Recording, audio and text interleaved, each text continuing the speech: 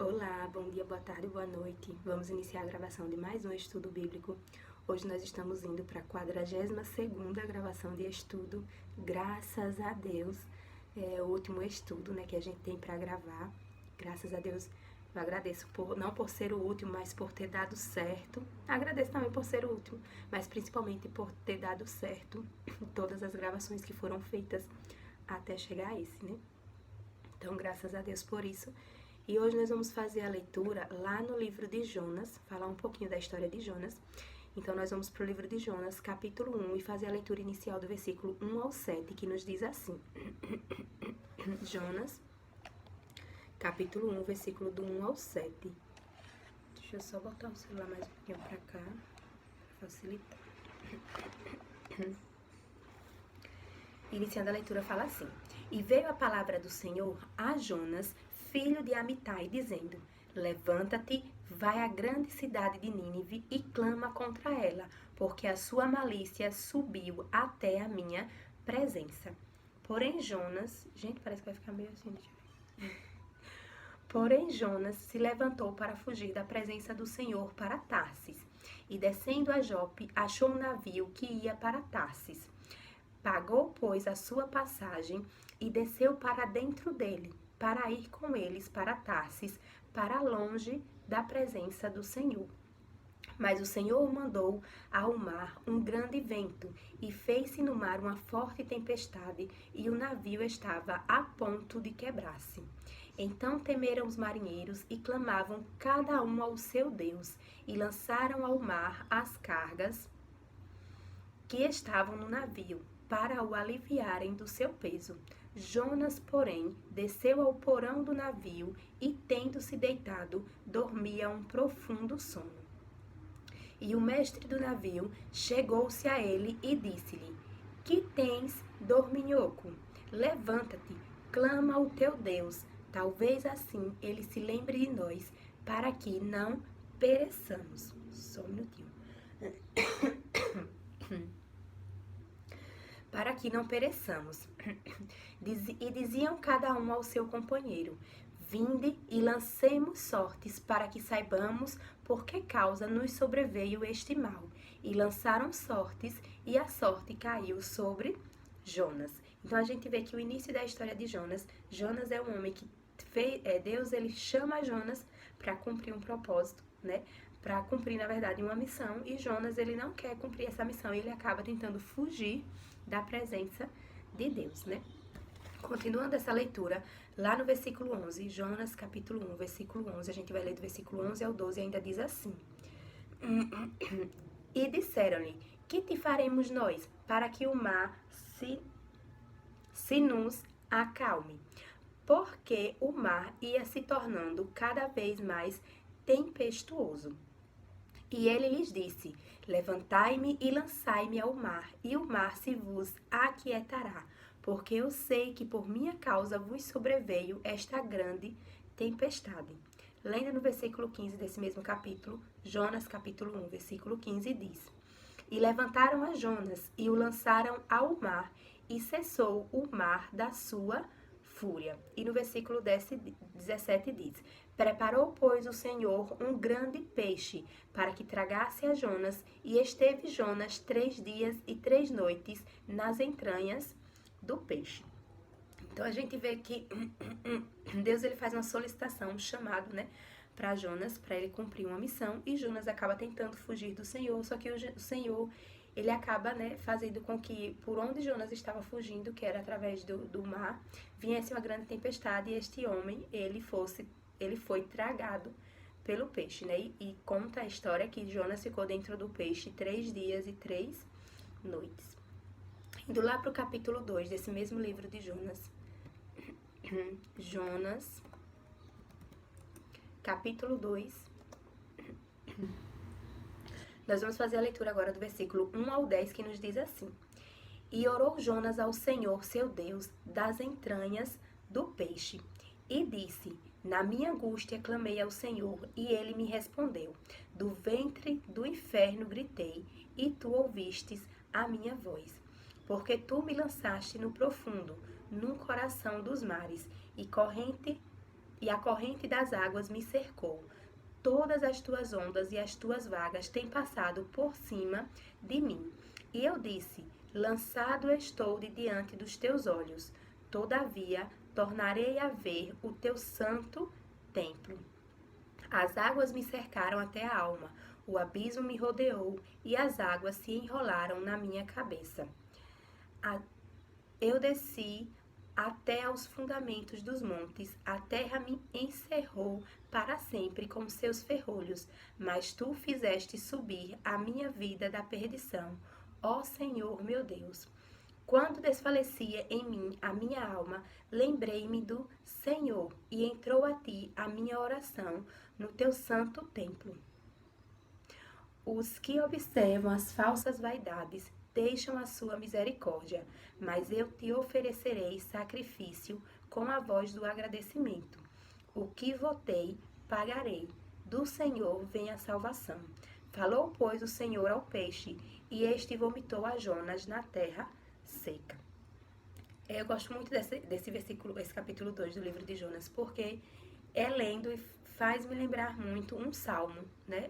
Os salmos que a gente vê lá no livro de Salmos, muito fala tão profundamente, intimamente ao nosso coração. E esse capítulo 2 do livro de Jonas me faz lembrar muito os salmos quando eu faço a leitura. Mas é interessante que, como aqui está descrito, né? Das entranhas do peixe, que Jonas fala que, porque tu me lançastes no profundo, no coração dos mares, e a corrente das águas me cercou. Todas as tuas ondas e as tuas vagas têm passado por cima de mim. E no versículo 2 ainda fala: na minha angústia clamei ao Senhor, e ele me respondeu. Do ventre do inferno gritei, e tu ouviste a minha voz, né? Esse livro de Jonas, esse capítulo 2, nos mostra que às vezes nós possamos estar passando realmente por momentos muito difíceis, que pra gente representa, assim como Jonas está, né, relatando aqui, representa viver um inferno na vida, né? E a gente vê que a posição de Jonas, que era aquele homem que no capítulo anterior estava lá tentando fugir da presença do Senhor, é aquele homem que agora clama pela presença do Senhor para próximo de ti, né? Então, eu gosto de passar a história de Jonas porque nos traz alguns aprendizados. Entre eles, um dos aprendizados a gente sabe que se a gente fugir da presença de Deus, males, coisas ruins, a gente só tem coisas ruins a ter para as nossas vidas, né? Então, Deus ele nos deixa, na verdade, descrito o livro de Jonas porque ele nos mostra que longe da presença dele é ruim viver. E perto da presença é quando a gente vai ter alívio das nossas aflições, certo? Então, por mais que a gente passe por momentos difíceis, se a gente clama ao Senhor nosso Deus, ele entra com providências, né? E ele traz o alívio, a paz que a nossa alma, né, tanto necessita. Então, são dois aprendizados iniciais, na verdade, que a gente tem da história de Jonas, é que longe da presença do Senhor só tem coisas ruins, e perto da presença do Senhor é onde a gente realmente encontra alívio, certo? Então a gente vê que esse homem clamou por Deus, né, em uma situação que ele mesmo descreve como se ele estivesse no inferno, e Deus ele veio e entrou com providências. Indo lá agora para o capítulo 4 desse mesmo livro de Jonas. Jonas, capítulo 4, nós vamos fazer a leitura do versículo 1 ao 11, que nos diz assim: mas isso desagradou extremamente a Jonas, e ele ficou irado. O que desagradou a Jonas? Porque Jonas ele foi chamado para pregar a uma cidade, que era a cidade de Nínive, onde as pessoas estavam pecando. E ele vai lá e passa a pregação nessa cidade de Nínive, e ele prega que Deus ele estava dizendo que a cidade de Nínive, se ela não se arrependesse, né, Deus iria destruir aquelas pessoas, toda a cidade seria destruída. Então o povo ouve daquela pregação, se volta para o Senhor nosso Deus, se converte, né, se humilha e suplica ao Senhor misericórdia para perdão de todos os pecados. Então Deus, como ele é um Deus muito misericordioso, ele vem e perdoa aquelas pessoas. E quando Jonas sabe que aquelas pessoas foram perdoadas, ele se ira contra Deus, né? Porque Deus tinha pedido para ele lá pregar, fazer uma pregação de destruição. Deus ele estava dizendo para aquele povo que aquele povo ia ser destruído, né? E depois Deus vem e perdoa aquele povo, e Jonas ele fica irado porque Deus perdoou o povo. Aí aqui fala: mas isso desagradou extremamente a Jonas, e ele ficou irado. E orou ao Senhor e disse: Ah, Senhor, não foi esta minha palavra, estando ainda na minha terra? Por isso é que me preveni, fugindo para Tarsis, pois sabia que és Deus compassivo e misericordioso, longânimo e grande em benignidade, e que te arrependes do mal. Peço-te, pois, ó Senhor, tira-me a vida, porque melhor me é morrer do que viver. E disse o Senhor: fazes bem que assim te ires. Então Jonas saiu da cidade e sentou-se ao oriente dela. E ali fez uma cabana e sentou-se debaixo dela à sombra, até ver o que aconteceria à cidade. E fez o Senhor Deus nascer uma aboboreira, e ela subiu por cima de Jonas, para que fizesse sombra sobre a sua cabeça, a fim de o livrar do seu enfado. E Jonas se alegrou em extremo por causa da aboboreira. Mas Deus enviou um verme no dia seguinte ao subir da alva, o qual feriu a aboboreira, e esta se secou. E aconteceu que, aparecendo o sol, Deus mandou um vento calmoso oriental, e o sol feriu a cabeça de Jonas, e ele desmaiou, e desejou com toda a sua alma morrer, dizendo: melhor me é morrer do que viver. Então disse Deus a Jonas: fazes bem que assim te ires por causa da aboboreira? E ele disse: faço bem que me revolte até a morte. E disse o Senhor: tiveste tu compaixão da aboboreira, na qual não trabalhaste, nem a fizeste crescer, que numa noite nasceu e numa noite pereceu. E não hei de eu ter compaixão da grande cidade de Nínive, em que estão mais de 120 mil homens, que não sabem discernir entre a sua mão direita e a sua mão esquerda, e também muitos animais? Então, nesse capítulo, né, o capítulo 4 do livro de Jonas, a gente também vê sobre esse diálogo de Deus com Jonas.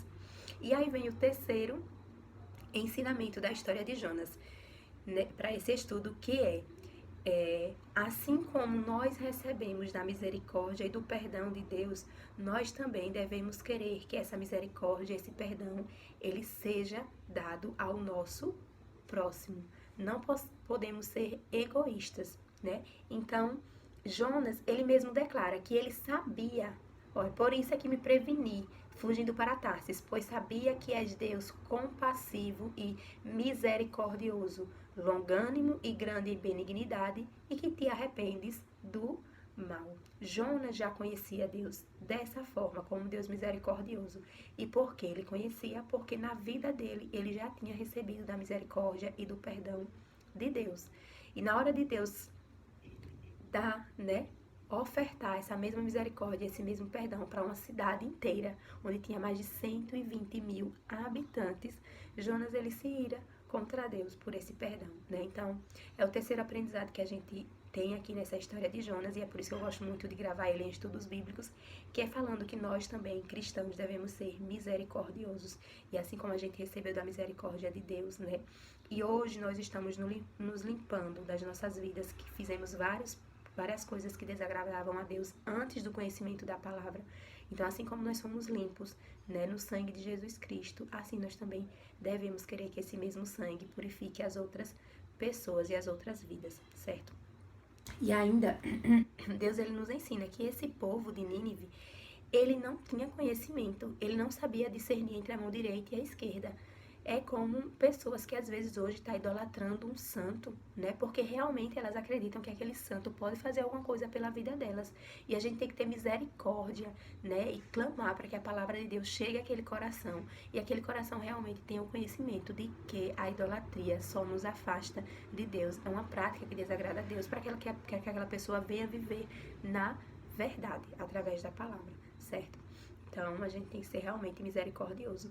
E outra coisa também que Deus nos ensina é que Jonas, ele tem misericórdia por uma aboboreira, né? Uma planta que nasceu, Deus fez nascer em um dia e no outro dia pereceu. E ele começou a ter misericórdia pela planta.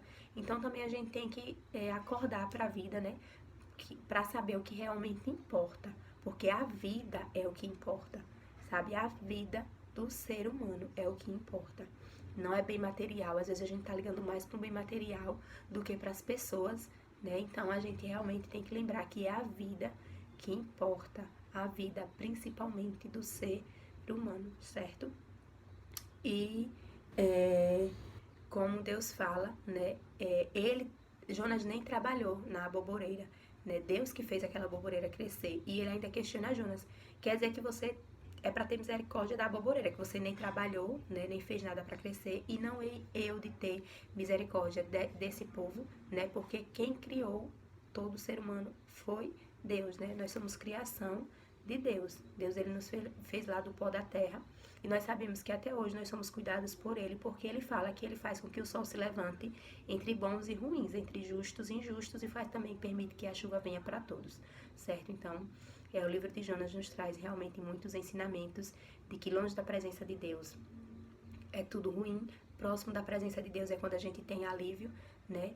Que Deus, ele nos ensina a sermos misericordiosos, assim como a gente recebeu misericórdia, a gente também precisa ter esse olhar misericordioso pelo próximo. E a gente tem que entender que nem todo mundo tem do conhecimento da verdade da palavra de Deus ainda, né? Então tem muitas pessoas que vivem realmente vivem na cegueira e fazendo coisas erradas pela falta do conhecimento da palavra.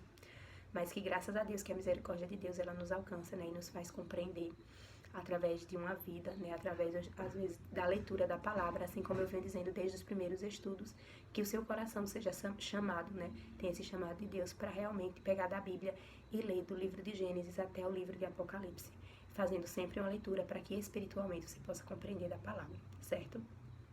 E para finalizar o estudo de hoje, nós vamos falar... Desculpa, gente. Nós vamos falar um pouquinho também sobre o dízimo. Não era algo assim que eu separava, né, em estudos, mas em um estudo que eu estava passando presencial, eu fui questionada um dia, né, sobre uma pessoa para falar sobre o dízimo, que a Bíblia diz, sobre as passagens do dízimo. Então eu separei algumas poucas passagens, né, para que a gente possa falar sobre. Então nós vamos fazer a leitura iniciando lá no livro de Levítico, capítulo 27. Levítico, capítulo 27. Minha água não tá boa não hoje, né? Mas graças a Deus. Levítico, capítulo 27. Nós vamos fazer a leitura do versículo 30 ao 32, que nos diz assim. Levítico 27, 30 ao 32. Também todas as dízimas do campo, da semente do campo, do fruto das árvores, são do Senhor. Santas são ao Senhor. Porém, se alguém das suas dízimas resgatar alguma coisa, acrescentará a sua quinta parte sobre ela. No tocante a todas as dízimas do gado e do rebanho, tudo que passar debaixo da vara, o dízimo será santo ao Senhor. Então, a gente vê cá no livro do Levítico, no início das leituras, falando sobre o dízimo, né? E antes, as pessoas dizimavam a 10ª parte do seu campo, né? Era a 10ª parte de tudo aquilo que eles tinham lá onde eles trabalhavam, porque a gente sabe que antigamente as pessoas tiravam sustento da agricultura e não tinha dinheiro em si, né? Tinha os ciclos, eu acho. Não sei se tinha dinheiro nessa época. Eu sei que o dízimo saía a partir desse princípio da agricultura, certo? Como aqui está descrito. Vamos lá agora para o livro de Números. Números, capítulo 18. Números capítulo 18, vamos fazer a leitura inicial do versículo 20 ao 21, que nos diz assim, Números 18, 20 ao 21. Disse também o Senhor a Arão, na sua terra herança nenhuma terás, e no meio deles nenhuma parte terás. Eu sou a tua parte e a tua herança no meio dos filhos de Israel. E eis que aos filhos de Levi tenho dado todos os dízimos em Israel por herança, pelo ministério que executam, o ministério da tenda da congregação. Então a gente vê que antigamente também a tribo de Levi, né, era a tribo responsável por fazer lá as obras do santuário para Deus, né? Eram aquelas pessoas que trabalhavam realmente no templo. E Deus, ele fala que a herança desse povo era Deus, né? Deus era a herança, na sua terra herança nenhuma terás, e no meio deles nenhuma parte terás. Eu sou a tua parte e a sua herança no meio dos filhos de Israel. E o povo de Levi era aquele que recebia o dízimo para fazer a obra. Então, por exemplo, essa 10ª parte, né, do campo, tudo que vinha para o templo, o povo, os levitas, né, eles recebiam do Senhor os dízimos para que eles pudessem continuar ali servindo exclusivamente na obra de Deus. Lendo no versículo 26, Números, capítulo 18, versículo 26 ainda nos diz: também falarás aos levitas e dir-lhes-ás: quando receberdes os dízimos dos filhos de Israel, que eu deles vos tenho dado por vossa herança, deles oferecereis uma oferta alçada ao Senhor, os dízimos dos dízimos, certo? Então, eles recebiam os dízimos, só que eles também tinham que dar o dízimo, né? O que eles recebiam, eles tinham que dar. Então, assim, partindo desse princípio, né? Eu acredito que é um princípio assim que Deus nos ensina realmente, que aquele que é chamado para trabalhar na obra dele, né? No templo da obra dele, essa pessoa a gente sabe que hoje nós somos o templo do Espírito Santo de Deus, né? Mas aquelas pessoas que são chamadas para trabalhar, por exemplo, na congregação do Senhor, né? Partindo desse princípio, eu acredito que essas pessoas devam ter exclusividade de ação, né, na congregação do Senhor, porque o trabalho espiritual, ele requer muita entrega do servo, né? Então, é por isso que nesse tempo antigo, Deus, ele separou pessoas exclusivas para trabalhar ali no templo, né? E hoje, eu acredito que Deus, ele tem esse mesmo princípio de separar para que essas pessoas, né, façam esse trabalho espiritual, exclusivamente espiritual, certo? Lá no livro de Malaquias, vamos para o livro de Malaquias, capítulo 3, fazer leitura do versículo 7 ao 12, que nos diz assim, Malaquias, capítulo 3, 7 ao 12. Desde os dias de vossos pais, vos desviastes dos meus estatutos, e não os guardastes. Tornai-vos para mim, e eu me tornarei para vós, diz o Senhor dos Exércitos. Mas vós dizeis, em que havemos de tornar? Roubará o homem a Deus? Todavia, vós me roubais e dizeis, em que te roubamos? Nos dízimos e nas ofertas. Com maldição sois amaldiçoados, porque a mim me roubais, sim, toda esta nação. Trazei todos os dízimos à casa do tesouro, para que haja mantimento na minha casa, e depois fazei prova de mim nisto, diz o Senhor dos Exércitos, se eu não vos abrir as janelas do céu e não derramar sobre vós uma bênção tal, até que não haja lugar suficiente para a recolherdes. E por causa de vós repreenderei o devorador, e ele não destruirá os frutos da vossa terra. E a vossa vide no campo não será estéril, diz o Senhor dos Exércitos. E todas as nações vos chamarão bem-aventurados, porque vós sereis uma terra deleitosa, diz o Senhor dos Exércitos. Então, é interessante que a gente faz a leitura aqui no livro de Malaquias, né? Lá no início da Bíblia, né, o livro de Levítico, Deus, ele fala que o povo deveria, né, dar o dízimo de tudo aquilo que era do campo, e o dízimo, ele seria exclusivo, né, para a obra do Senhor.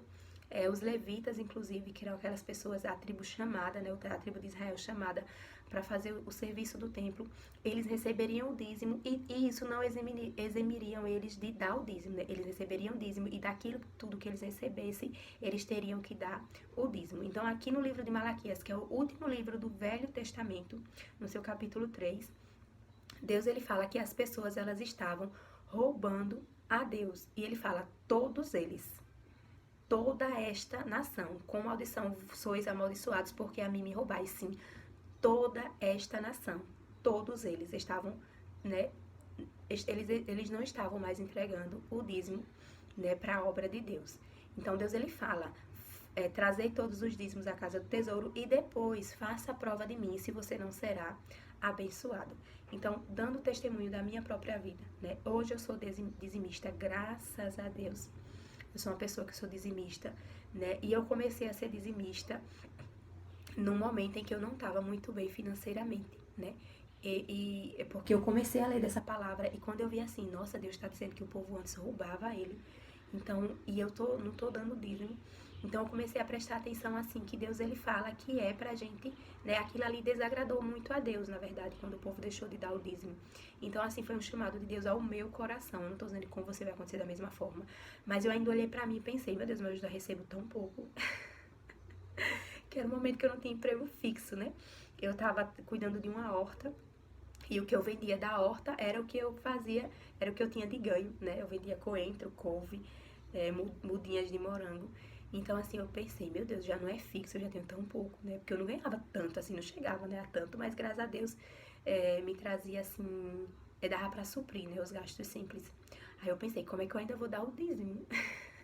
Mas só que Deus, ele, quando ele garante aqui que ele pede o dízimo, ele diz: e depois fazer prova de mim nisto, diz o Senhor dos Exércitos, se eu não vos abrir as janelas do céu e não derramar sobre vós uma benção tal, até que não haja lugar suficiente para recolheres. Então eu me agarrei, eu confiei fielmente no Senhor e eu disse: vou fazer prova mesmo, viu? Já que o Senhor está me pedindo, eu vou provar o Senhor. E comecei a ser dizimista fiel. E graças a Deus, até hoje, eu estou sendo muito abençoada, assim como a palavra de Deus nos diz. Comecei dando pouco dízimo porque eu recebia, né? Pouco também. E hoje, graças a Deus, Deus foi aumentando o meu financeiro. Hoje eu tenho um emprego fixo, estável, né? E Deus foi aumentando o meu financeiro. E quanto mais Ele vai me abençoando, mais eu consigo abençoar na obra. E por que eu sou dizimista? Por entender realmente que aquelas pessoas, por exemplo, pastores, né? Aquelas pessoas que estão ali à frente da obra do Senhor aqui na terra, né? Cuidando de uma congregação, essas pessoas precisam realmente se dedicar exclusivamente à obra do Senhor. Então, por exemplo, um pastor, ele não deixa de ter sua família para estar ali, né, cuidando da sua família, sendo provedor da sua casa. Então, ele precisa levar alimento para os seus filhos, ele precisa vestir os seus filhos e sua esposa.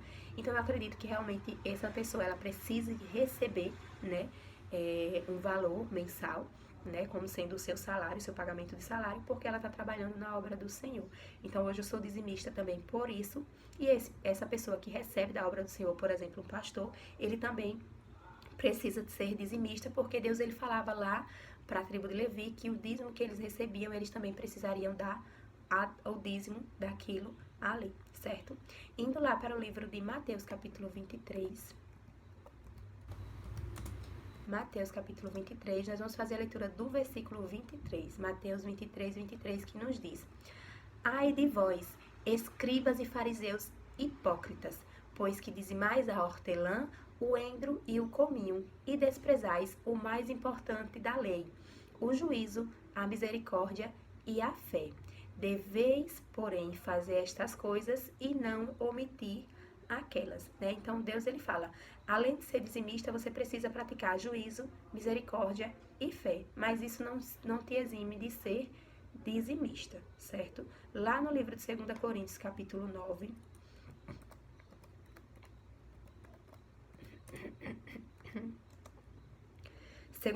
capítulo 9, versículo 7, diz assim: cada um contribua segundo propôs no seu coração, não com tristeza ou por necessidade, porque Deus ama ao que dá com alegria. Então também, por exemplo, hoje, como eu já falei, eu sou dizimista, né, pelo entendimento bíblico que eu tenho e por aquilo que Deus falou ao meu coração. Mas só que Deus, ele não nos obriga, né, a fazer essa contribuição, porque Ele quer que não seja obrigatório, mas que a gente faça de coração. Mas Ele nos permite, através da leitura bíblica, a nós termos essa compreensão da palavra dele, né? E se eu mesmo me questionei muito, se em um momento Deus ele falou que aqueles que não estavam sendo dizimistas estavam roubando ele, né? O porquê que eu não vou ser dizimista, né? Eu comecei a me questionar o porquê de não ser, né? Se Deus porque eu sei que o emprego que eu tenho hoje é graças a Deus, né? O financeiro que eu tenho hoje, que é movimentado mensalmente, é graças a Deus. Então, assim, eu sei que Deus, ele me abençoou com 100% do que eu ganho. Então, desse 100%, e quando fala de dízimo, né? Eu também entendo que é o 10% mesmo. Então, se Deus me abençoou com 100%, Ele só está me pedindo que eu contribua com 10% para a obra dele, né? Porque o meu entendimento, né, e o entendimento bíblico que nos traz a a compreensão através da leitura, é que o dízimo, ele tem essa finalidade de contribuir na obra do Senhor aqui na terra, né? Então, se Deus, ele me dá 100%, eu não vejo o porquê de eu não liberar 10% para a obra do Senhor, né? Mas eu faço isso realmente de coração, graças a Deus, foi algo que Deus falou no meu coração. Não é algo pesado, e Deus, ele bem conhece meu coração sobre isso, então eu falo também para o próximo, né, que assim, se você sente no coração que você deve ajudar a obra de Deus, não deixe de fazê-lo, porque não é homem que está fazendo essa solicitação ao seu coração, é o Senhor nosso Deus. E como teve um momento que Deus usava essa porcentagem dos 10%, né, então eu comecei a fazer uso também dos 10%, não só como para separar o valor do dízimo da igreja mensal, mas sim para organizações da minha vida também. Por exemplo, teve um momento que eu queria comprar uma cama e um colchão, né? E eu pensei assim, então eu vou pegar 10% do meu salário e separar para a cama e para o colchão. Aí eu queria contribuir, comprar roupas novas. Então eu falei, vou pegar 10% e comprar roupas, né? Então eu faço minha organização financeira partindo hoje em dia dos 10%. E graças a Deus dá super certo e é fácil ao mesmo tempo, né? É prático. E ao mesmo tempo também é muito valioso, né, essa organização financeira que eu tenho. Então, graças a Deus, até hoje está dando certo na minha vida.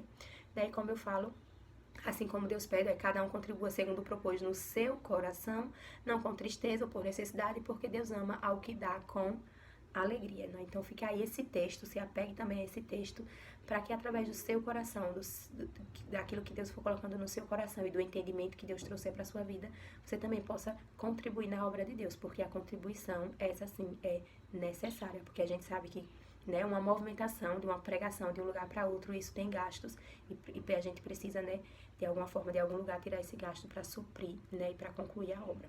No versículo 12, o livro de 2 Coríntios, capítulo 9, versículo 12, ainda nos diz: porque a administração deste serviço não só supre as necessidades dos santos, mas também é abundante em muitas graças que se dão a Deus, né? Realmente, esse valor de dízimos, né, de ofertas, são para suprir na obra. E para finalizar, nós vamos ler lá no livro de Hebreus, capítulo 7. Hebreus, capítulo 7, nós vamos fazer a leitura do versículo 5, que nos diz: e os que dentre os filhos de Levi recebem o sacerdócio têm ordem, segundo a lei, de tomar o dízimo do povo, isto é, de seus irmãos, ainda que tenham saído dos lombos de Abraão. E no versículo 9 fala: e por assim dizer, por meio de Abraão, até Levi, que recebe dízimos, pagou dízimos, né? Então, a gente leu passagens do Velho Testamento e do Novo Testamento, né, que fala sobre dízimos, e a gente vê que cá no livro de Hebreus, né, já caminhando para o final do Novo Testamento, a gente vê que Deus, ele ainda deixa escrito para fazer essa lembrança de que o povo de Levi, eles recebiam o dízimo e eles pagavam o dízimo, né? Então, essa é a última leitura que nós temos do livro, ou da passagem bíblica que fala sobre o dízimo, né? Lembrando que hoje a gente gravou um estudo falando sobre a história de Jonas e sobre os dízimos, né? E quantos aprendizados que a gente tem só nessas duas temáticas de estudo bíblico. Então, mais uma vez, relembrando, hoje é a 42ª gravação de estudo bíblico, é a nossa última gravação de estudo. Graças a Deus, até aqui tem nos ajudado o Senhor, né? Foi possível realmente fazer essas 42 gravações de estudo bíblico. Eu espero realmente que quem está acompanhando os estudos, né, deixo como dica para vocês que desde o primeiro estudo eu sempre coloquei escrito, né, o estudo, primeiro estudo, segundo estudo, terceiro estudo. Então, que você possa seguir nessa sequência do primeiro estudo até o último, porque eu acredito que é assim que traz uma melhor compreensão do todo da palavra de Deus, certo? Nossos estudos, eles são, assim, eu acredito que é um estudo muito completo, porque cada separação de passagem bíblica que eu fui fazendo foi muito, assim, direcionado por Deus, foram leituras dedicadas, foi um momento da minha vida que, graças a Deus, eu tive muito tempo, assim, dedicado, né, à palavra de Deus, a fazer estudo da palavra, em cada leitura bíblica, em cada abertura de leitura, eu sempre fazia oração: Senhor, direcione a minha compreensão, meu entendimento através do Teu Santo Espírito. Então, eu acredito muito na força dessa obra, porque eu tenho certeza, né, que essa obra é muito espiritual, porque eu sei o quanto que Deus me usou, né, e quanto que eu me entreguei também para o cumprimento dessa obra, certo? Foi oração, foi jejum, foi entrega, né, foi compromisso, e graças a Deus estamos finalizando esse compromisso aqui com o Senhor. E mais uma vez reforço, né, que por mais que vocês acompanhem o estudo bíblico, do primeiro ao último, que vocês também tenham desejo no seu coração realmente de pegar da palavra de Deus e ler, né? E se você viver 100 anos na Terra, e se você ainda tem 10 anos de vida na Terra, ou se você tem um dia de vida na Terra, que você continue a ler da palavra de Deus. Se você já leu da Bíblia, que você volte a ler, continue a ler, continue a ler, continue a ler, até a vinda de nosso Senhor Jesus Cristo, né? Seja uma vinda, né, mais particular, onde seu fôlego de vida é retirado, ou seja a vinda mesmo realmente, onde vai se concretizar a abertura dos céus e o Filho de Deus vindo buscar a sua igreja, certo? Então, um forte abraço, fica com Deus. Não esquece que a obra de Deus é espiritual. Então, cada vez que você precisar de alguma compreensão da palavra, que você precisar que Deus fale mais fortemente ao seu coração, clame ao Senhor. Peça realmente em nome do Senhor Jesus Cristo, que nos dá a esperança de salvação. E peça a orientação espiritual de Deus, porque eu tenho certeza que Deus ele não vai te deixar com nenhuma dúvida no seu coração, certo? Então, um forte abraço, fica com Deus e acompanhe todos os estudos para a honra e glória do Senhor. Amém, amém, amém.